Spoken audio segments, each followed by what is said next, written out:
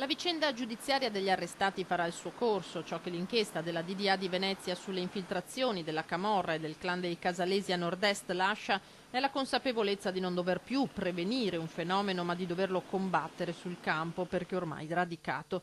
Lo dice, forte della sua esperienza, la direzione distrettuale antimafia, il procuratore della Repubblica di Treviso, Michele Dalla Costa. Noi abbiamo anche la possibilità, attraverso l'esame delle procedure concorsuali, le situazioni diciamo fallimentari di determinate aziende, di scoprire possibili buchi neri o possibili tane di malaffare.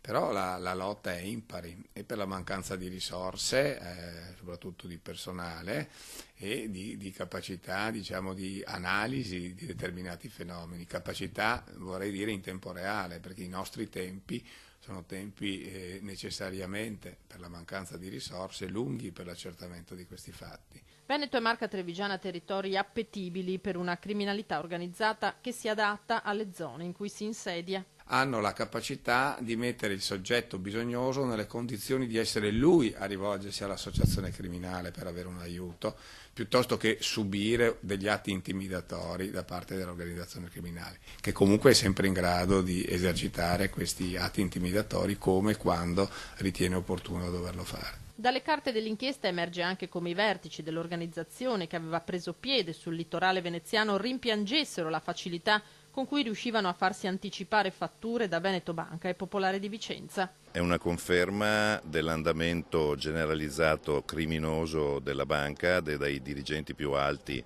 fino all'ultimo degli impiegati, che non potevano non capire e non conoscere quali erano i profili dei soggetti che andavano a chiedere di scontare o di avere affidamenti bancari.